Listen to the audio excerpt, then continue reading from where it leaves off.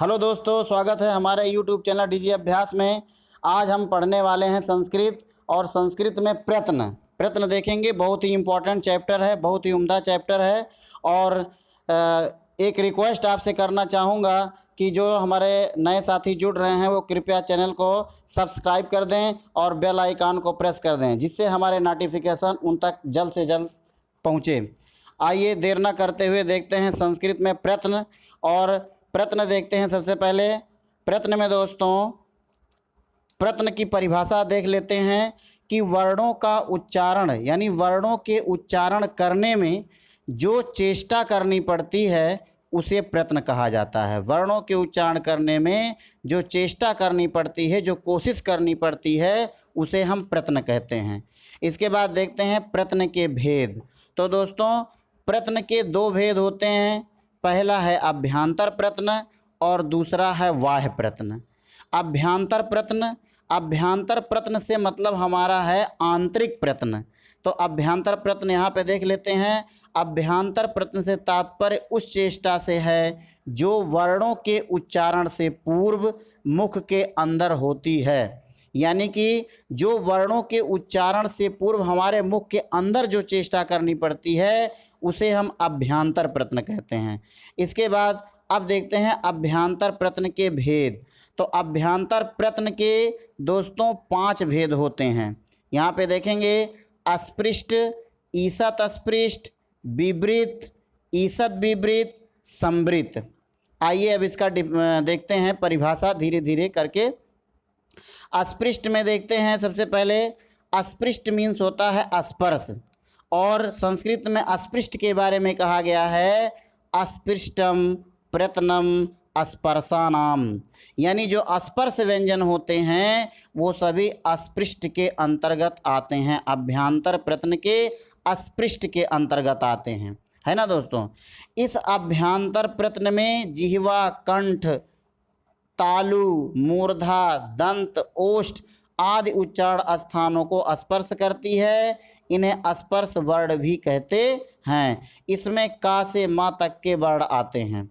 इसमें का से लेकर के माँ तक जो वर्ण होते हैं वो सभी इसमें आते हैं। तो अस्पृष्ट का अभी हम लोग समझ लिए कि अस्पृष्ट का मतलब अस्पृष्टम प्रयत्नम स्पर्शानाम। इसको याद कर लेंगे तो हमको मालूम हो जाएगी स्पर्श जो व्यंजन होते हैं, स्पर्श जो वर्ण होते हैं वो सभी अस्पृष्ट के अंतर्गत आते हैं। इसके बाद देखते हैं ईषत् अस्पृष्ट। दोस्तों ईषत् का मतलब होता है थोड़ा और अस्पृष्ट का मतलब होता है स्पर्श करना, यानी थोड़ा स्पर्श करना। संस्कृत में इसके बारे में कहा गया है ईषत् अस्पृष्टम अंतः स्थानम। यानी ईषत् का अर्थ है थोड़ा, अस्पृष्ट का अर्थ है स्पर्श। अर्थात इस प्रश्न में जिह्वा उच्चारण स्थानों को थोड़ा स्पर्श करती है। तो ईषत् अस्पृष्टम अंतःस्थानम, यानी अंतस्थ जो वर्ण होते हैं वो इसके अंतर्गत आते हैं, ईषत् अस्पृष्ट के अंतर्गत आते हैं। ये अंतस्थ वर्ण होते हैं। अंतस्थ वर्ण यानी या, रा, ला और वा, ये सभी अंतस्थ वर्ण होते हैं, ये आते हैं ईषत् अस्पृष्ट के अंतर्गत। इसके बाद आगे देखते हैं। आगे तीसरा है विवृत। विवृत का मतलब होता है खुला हुआ। यानी इसके बारे में संस्कृत में कहा गया है विवृतम स्वराणाम। विवृतम स्वराणाम मतलब विवृत का अर्थ है खुला हुआ। इसके उच्चारण में मुख को खोलना पड़ता है। इसके उच्चारण में मुख को खोलना पड़ता है। यह प्रश्न स्वरों का है, इसलिए यहाँ पे लिखा गया है कि विवृतम स्वराणाम, यानी इसमें विवृत में सभी स्वर आते हैं।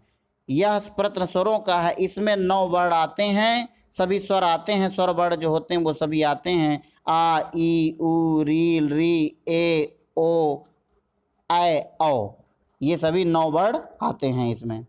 आगे देखते हैं। चौथा जो है वो है ईषत् विवृत। ईषत् विवृत, ईषत् मीन्स अभी हमने बताया थोड़ा, और विवृत का मतलब होता है खुला, यानी ईषत् विवृत यानी थोड़ा खुला हुआ। इसके बारे में संस्कृत में कहा गया है ईषत् विवृतम ऊष्माणाम। ऊष्म आ गया, आप सभी लोग जान गए होंगे कि यहाँ पे ऊष्म वर्ण की बात हो रही है, जो ऊष्म व्यंजन है, ऊष्म वर्ण है, उसकी बात हो रही है। तो ईसद विवृतम ऊष्माणाम, अगर हम ये समझ लीजिए सूत्र के अनुसार है, अगर हम इसको याद कर किए रहेंगे तो हमको हमेशा कभी भी कोई दिक्कत नहीं होगी।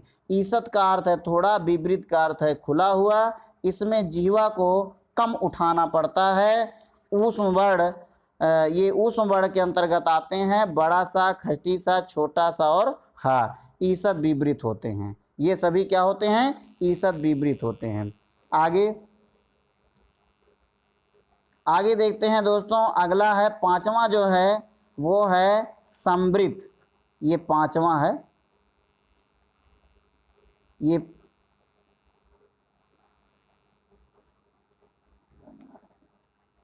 देख लेते हैं दोस्तों थोड़ी देर, थोड़ा सा इसको।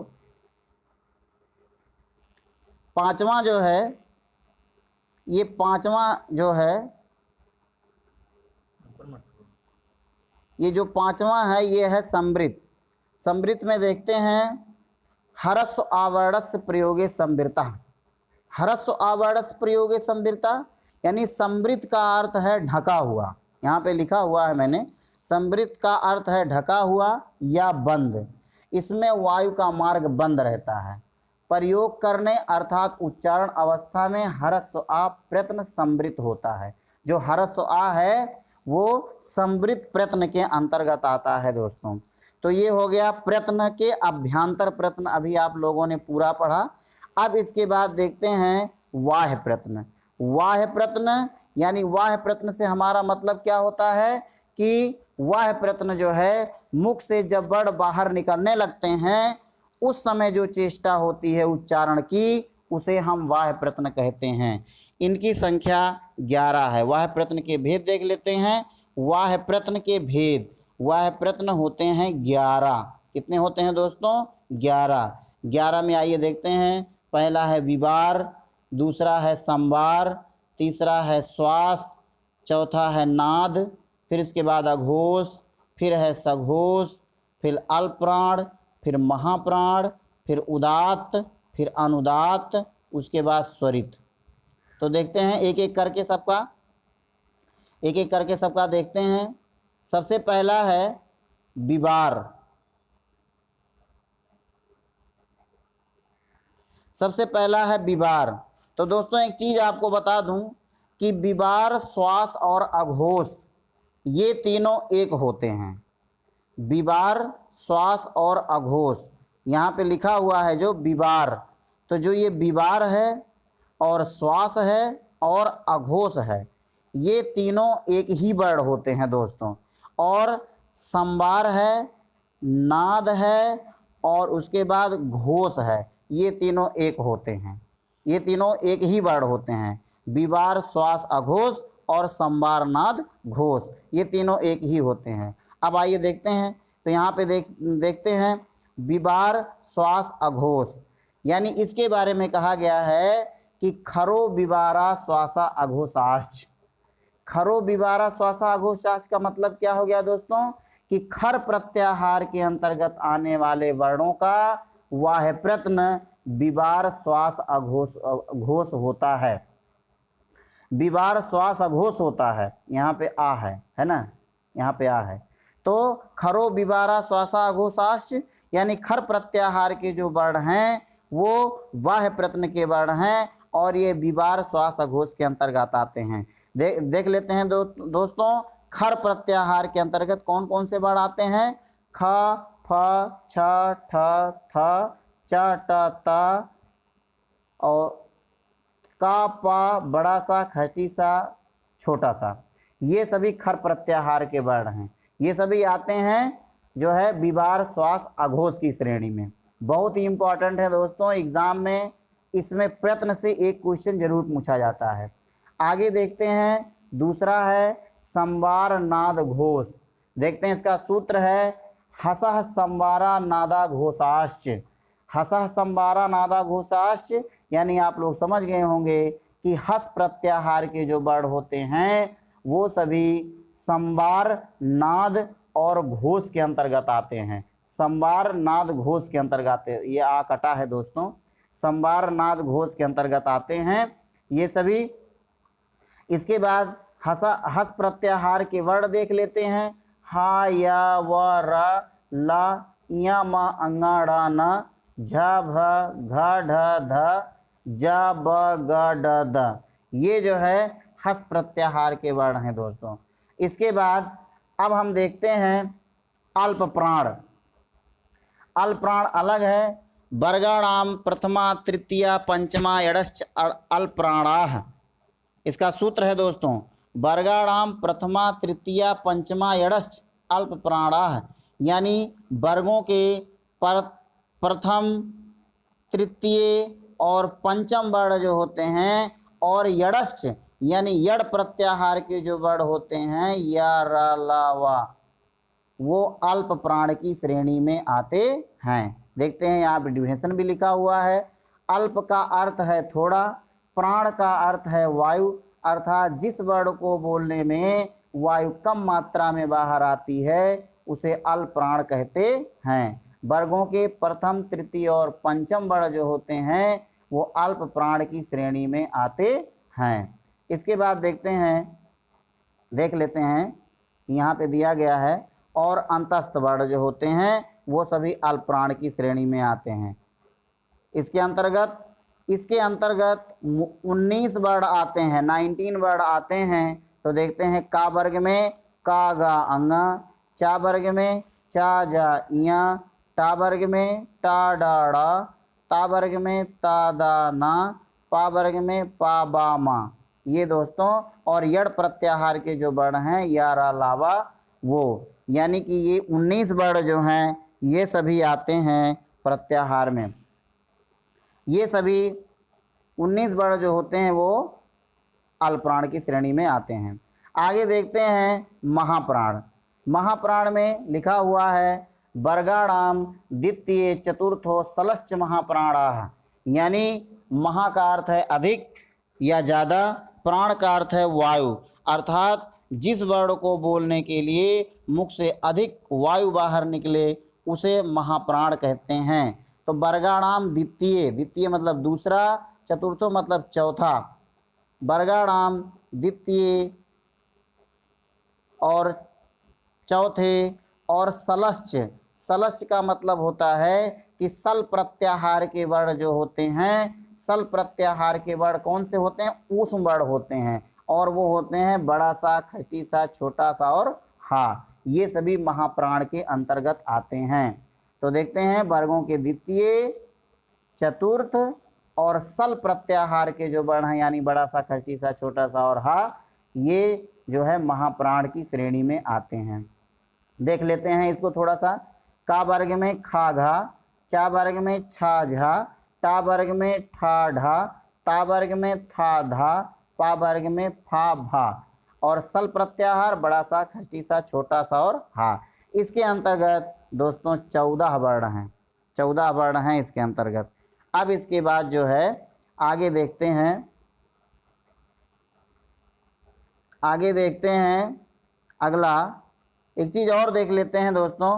किसी भी वर्ण का वाह्य प्रत्यय जो होता है वो 4 होता है, किसी भी वर्ण का 4 वाह्य प्रत्यय होता है।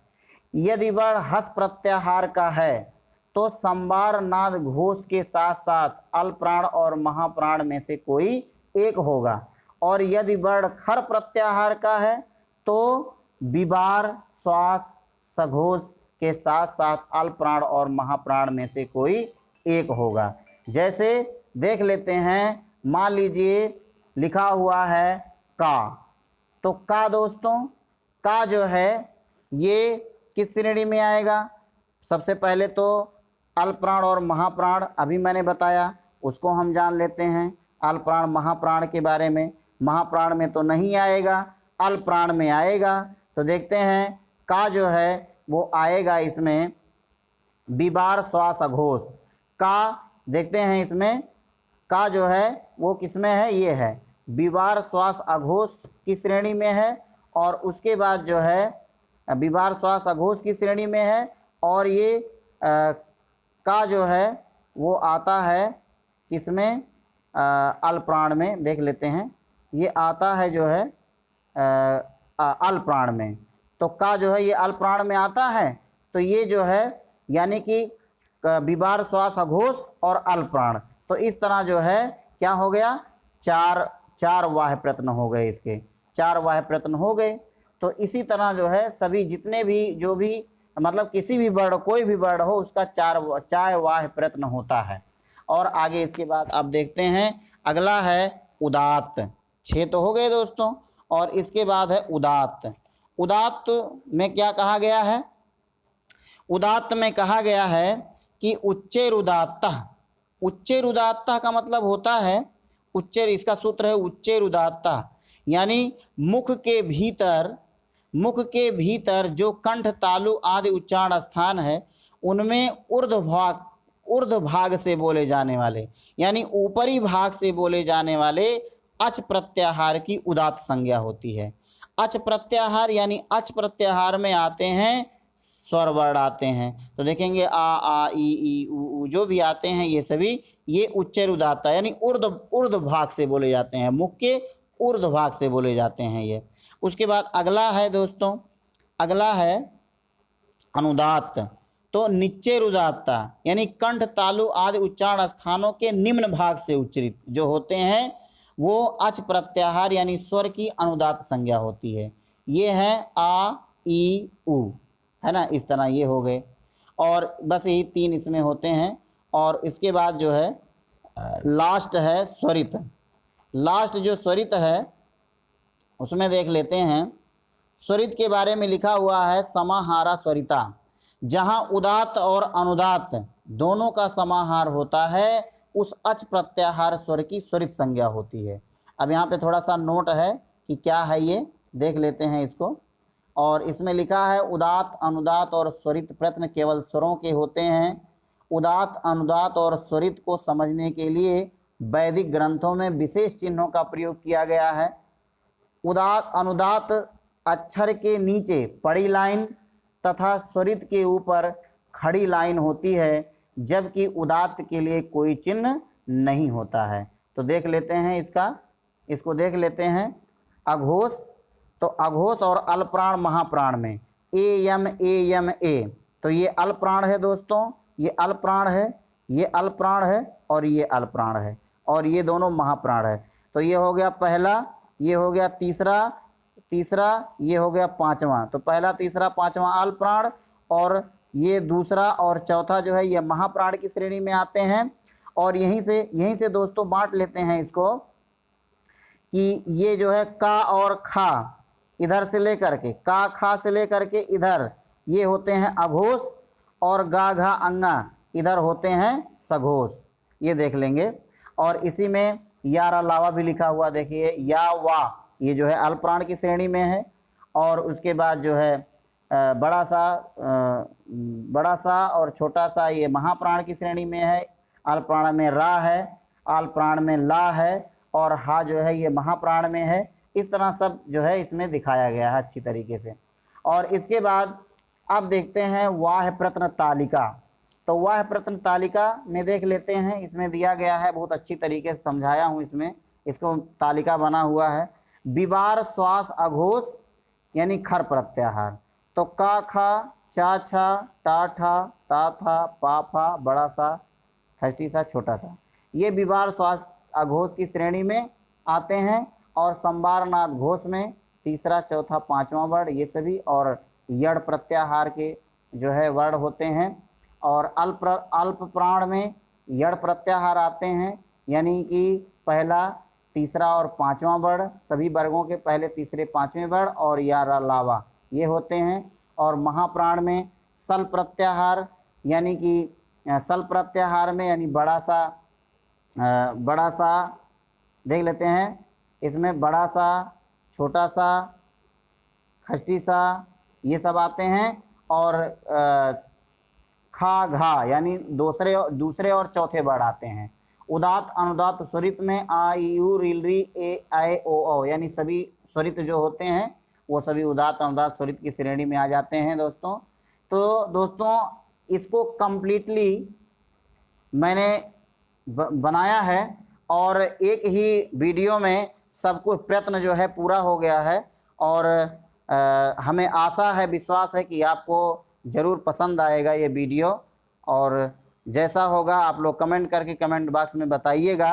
और धन्यवाद दोस्तों, अगले वीडियो में फिर हम लेके हाजिर होंगे। तब तक के लिए धन्यवाद।